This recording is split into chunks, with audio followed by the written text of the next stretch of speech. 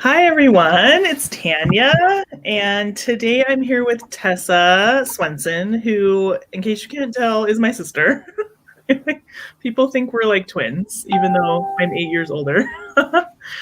So I'm bringing her on today for a couple reasons. Number one, I designed her brand, which is super fun. Like to show everyone, what it could look like if you're a solopreneur just starting your business and how I could help you look super professional. And then also, she is my virtual assistant. And I always get questions from people on like, hey, where do I find a virtual assistant? What can they do for me? How do I choose the right one? All of that kind of stuff. So I wanted to bring her on and talk a little bit about how we work together and how you could find a virtual assistant or become a virtual assistant if you want to, or hire her if you want to. So Tessa, why don't you introduce yourself? Just tell us a little bit about you and your business. Okay, my name is Tessa Swensen, and my business is Swensen Virtual Solutions. I help business owners do what they don't like to do. And there's a lot of people that, the day-to-day stuff, they hate it, and I love to do those things. I first got started, my husband was laid off of his job last year, and he was home, so it was a perfect time to start my business. I had kind of been dabbling in the idea of doing this for probably the past 4 years. I have about 13 years of administrative assistant experience, and I thought, why can't I do this from home? Right. There's so many online businesses now that need help. So I took this course that helped me set up my business completely, and it just took off from there. It's been awesome. It's been a huge asset for me. I really started it because I needed something that was mine, not just being a stay-at-home mom and a wife, but to connect me to the outside world, which I'm sure a lot of people from this past year can kind of relate to that. Right. So that's how I got started as a virtual assistant, and it's been fantastic. Cool. So yeah, if anyone's joining us, let us know where you're watching from. If you have any questions throughout the live, just post them and we'll get to them. I'm going to put a link to the virtual assistant course you took, since you mentioned that. Yeah, I can tell you a little bit about that. Yeah, why don't you tell us a little bit about that? Specific one is called Overwhelmed to Overbooked. Michaela Quinn, she's the one that does that course, and she was a high school English teacher. She was sick of leaving her kids at home. She was making like no money. She was bringing home like $1,000 at the end of the month after paying for childcare and stuff like that. And she was like, this just isn't worth it. I'm doing 60-hour weeks and not getting paid for it.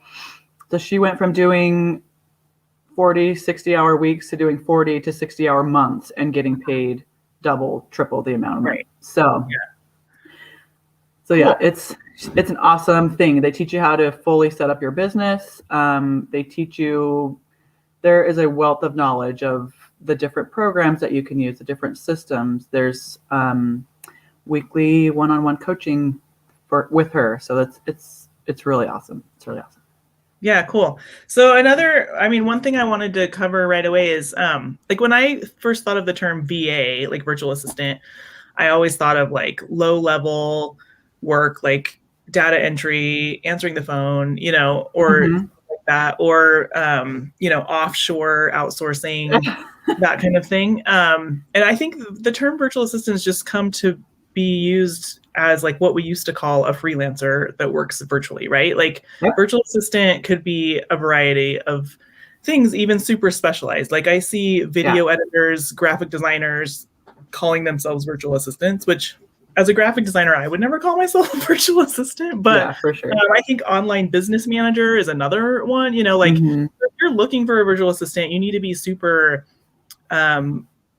clear about what you're looking for. You're looking for someone who can work virtually that can do this and this and this. Yeah. And there's virtual assistants who specialize in very specific things. So what do you specialize in? I have done everything from social media management to email inbox management to course creation,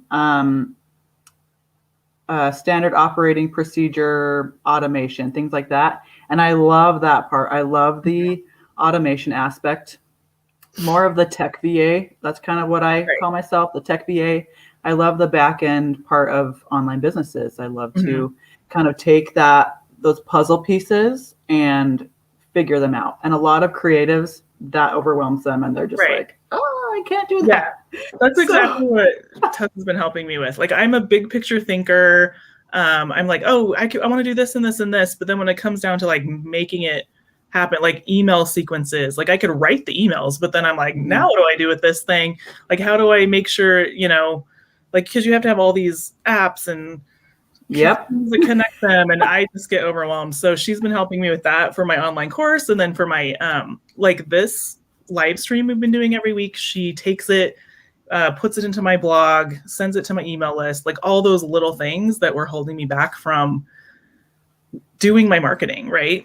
Yeah. So I can, I come up with the creative idea, like execute it, and then you help me actually make it work. So, and really, as a creative, you don't need to be doing that. Right. It's better to spend my time, doing the creative work for my clients. Yeah. Doing what you specialize in. Yeah, that kind of thing. So it's been hugely beneficial. So we have a couple questions already. Let's see. Nick says, what kind of brands do you work with? Products or service-based brands? So you're mostly service-based, right? So, but there's definitely VAs out there who would specialize in, helping you with your online store or, whatever you would need if you have products. And then the nice thing about like a tech VA is I could totally do the product-based stuff depending on what you need. It really doesn't change what I do. Right. I'm not working with product, but if you need help with automation stuff or email management, anything like that, it's really not different between the product and the service-based businesses. Right. So then Nick also asked, and the VAs, are they US, Philippine-based, or elsewhere? So like I said before, they're everywhere, right? Like I tried outsourcing my video editing to a company in the Philippines, and I found there was a language barrier. Like they could speak and understand English, but I'd send them these directions and they'd send back the video and it wouldn't be anything like what I asked. And I'm pretty good at giving directions, right? Don't you think? Yes.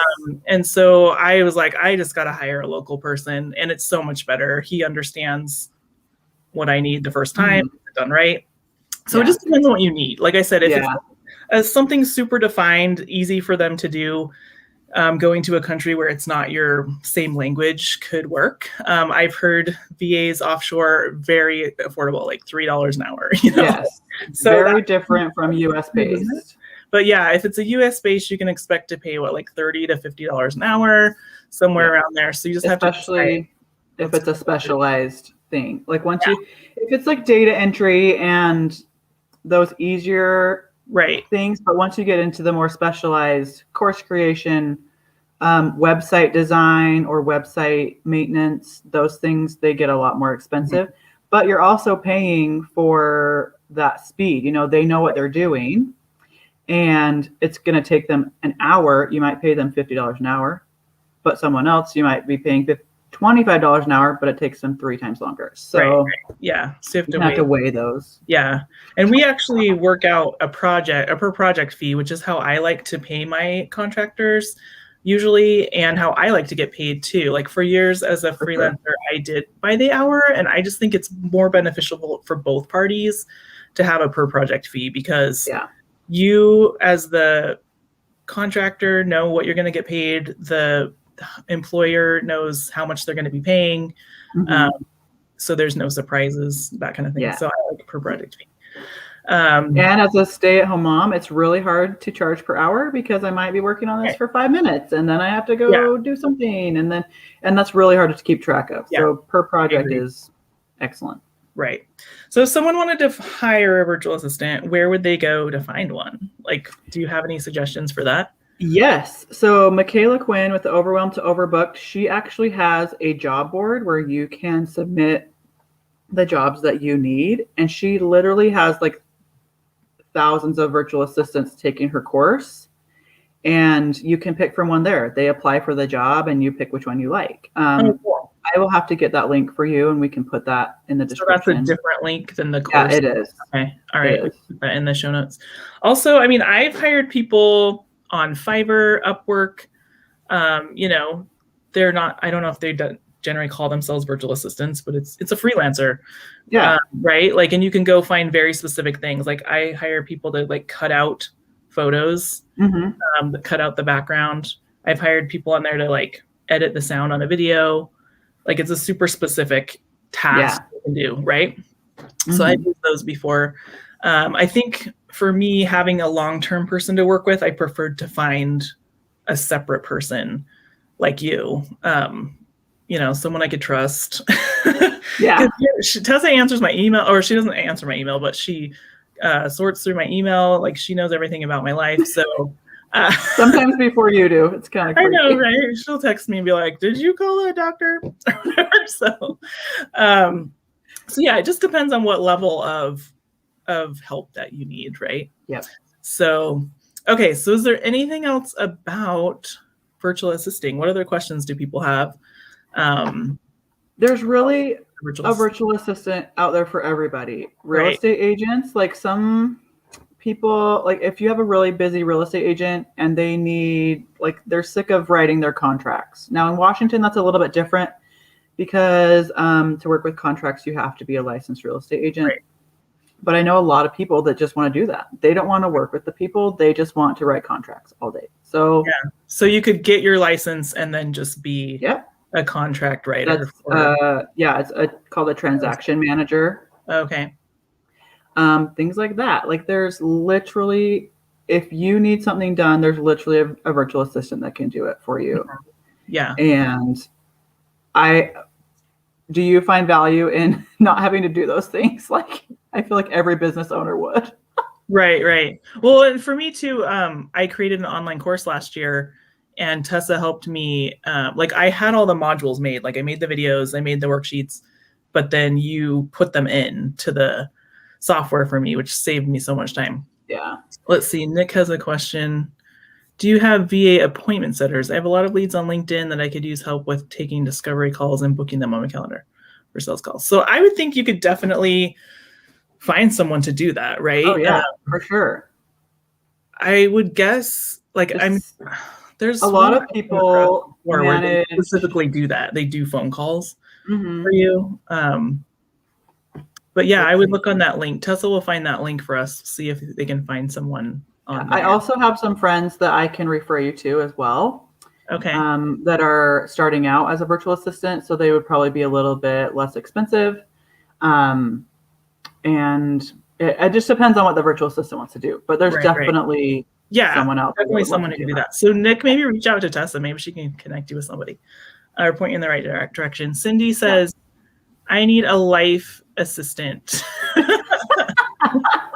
So, I mean, that's a personal assistant, right? Like that definitely exists. For sure.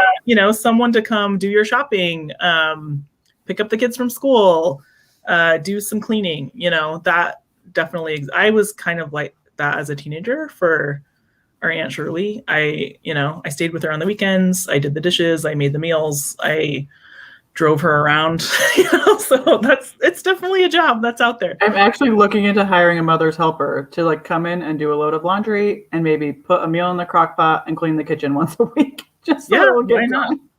Not? That's something you can outsource for sure. Exactly. So Nick says, what's the dollar per hour pay for that task, or is it commission based? I think, Nick, it would just depend on the person you hire, right? Yeah. So you might want to check with like 3 or 4 people and see who is a good fit. It's also like, what are you willing to pay? Yes, Nick. I can connect with you after. Right. This. Yeah, Nick. I will. I'll message you guys on Facebook. So. But yeah, it's like, what is the value of that to you? Because sometimes, like, if you post a job for that, you're gonna have to give a range of, $15 to $25 an hour. But it just well, and that's how I calculate, like, am I willing to outsource this based on how much time would it take me and what's my hourly rate? If I can hire someone to do it for the same amount or less, if I'm able to go make more money during that time, then it's worth it to me. As long as we have the revenue coming in, because anyway. So that's how I figure. And that the first thing I ever outsourced in my business was house cleaning, right? Like it's a no-brainer for me to pay someone $60 to $150 to come clean my house if I can work, because it takes me way longer. Like a professional cleaner can do it so fast. It would take me all day to clean my house. And like I could be spending that day generating revenue or spending time with my family or something like that. And then I outsourced bookkeeping, which that's probably another thing a virtual assistant could do. For sure. Yes. I would just find someone that calls themselves a bookkeeper, but they're just a freelance, thing, right? A freelance bookkeeper. Yeah. Because that's not my zone of genius. Every time I would do it, I would get so upset, like all these numbers and spreadsheets, so I outsourced that. And then I went to Tessa and she started organizing my emails for me, because that was a source of stress every day. Like I get hundreds of emails a day.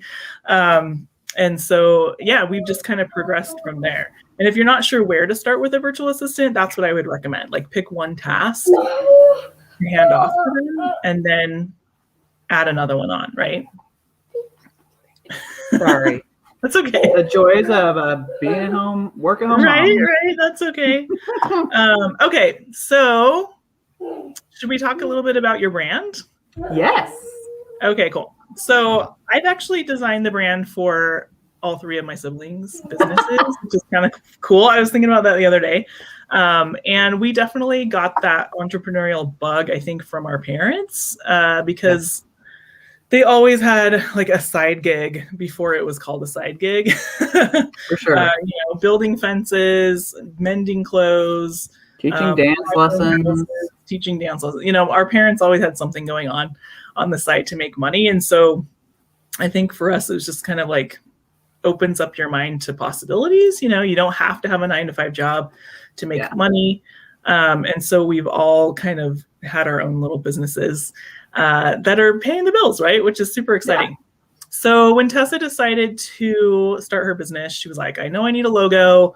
I know I want some nice pictures.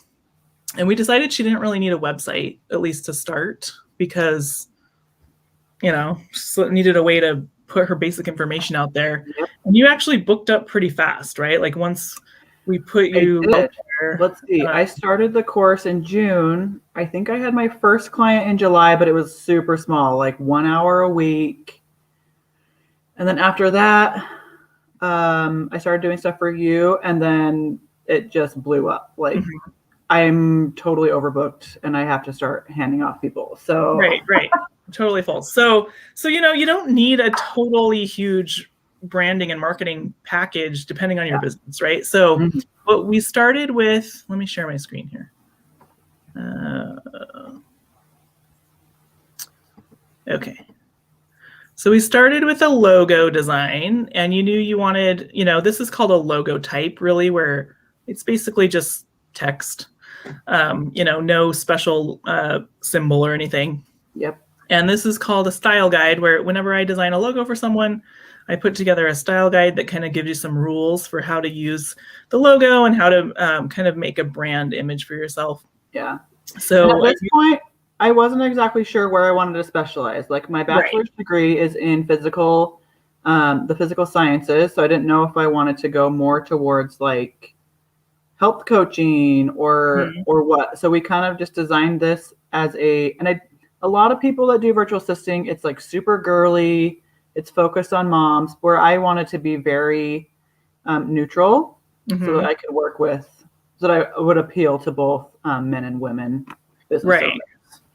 Yeah, and you wanted to look friendly and professional and stuff like that. So we went through several iterations of the logo. This is the one you liked the best.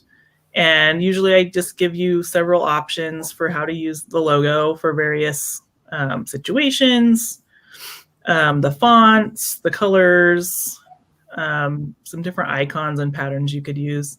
And really, once we use these to set up your Facebook page, you really haven't had to do much. Like you said, you filled up pretty quick, so you haven't had to do much marketing. The biggest thing that I needed them for was for like my portfolio. I needed some logos and I needed some headshots for my portfolio that I send out after my discovery call. So that was like the biggest thing. So that's a little like pricing guide, right? It shows, do we have that anywhere? Oh, here it is. This is kind of a version of it. Let's see. Yep. That's a version of it. Yeah. So you just kind of show your kind of packages and a testimonial and stuff like that. So, oh, there's a picture of you. There's a kid. Okay, cool. So yeah, that's basically, we did a photo shoot too. Yes, so, we did. She knew she wanted to have good photos. I think any professional service provider should have some great photos. So we did a little kind of mini photo shoot. And these are great to have, if and when you do need to start doing more marketing, or if you get a speaking opportunity, or, like today we used one of these pictures in the thumbnail for this live. So yeah, it was super fun. We did this in downtown Spokane. That was an accidental picture. Yeah, and we laughed this for is like a 20 perfect minutes. example of paying attention to what's in the background, right? It says "kill them," and I saw that after we took the picture and thought it was hilarious. That's so funny. It's an outtake, but anyway, yeah, these are just the proofs. We had a lot of fun. We even went outside for some. Let's see if we can get to those. Yeah, the first ones we took outside are some of my favorite ones. This is like taking With forever. the big bushes. We had a lot of fun. We did. It was really fun. Oh yeah. These ones. I really like that one's one of my favorites.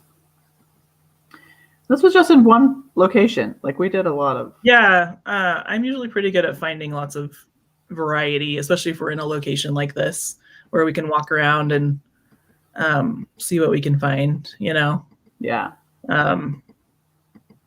So that was good. So, if you're just starting out, get a logo, have a photo shoot, set up your Facebook page, and put yourself out there, right? Yeah. Oops, how do I stop sharing the screen? Right there on the bottom. Oh, there we go. Okay.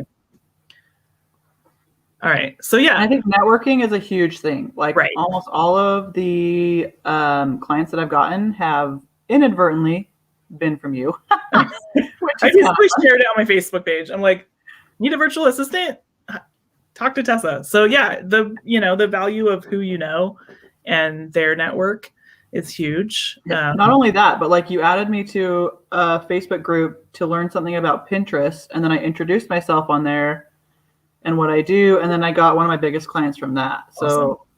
Yeah, it was just networking. And the great thing is that course that I took, they teach you how to do all of that, like where to find your clients and how to contact them through Facebook. Like that's what I loved about it. They gave you everything.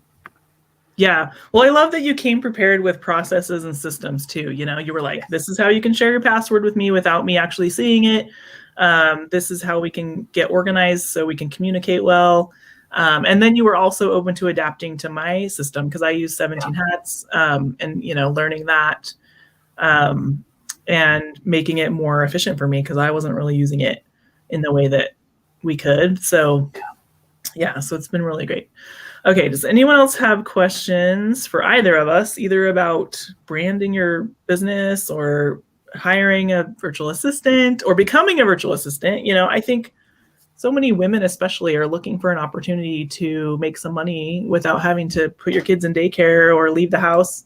Yeah. And so every Facebook group I'm in for businesses, they're like, I need a VA, I need someone to do this for me. So it's a great opportunity.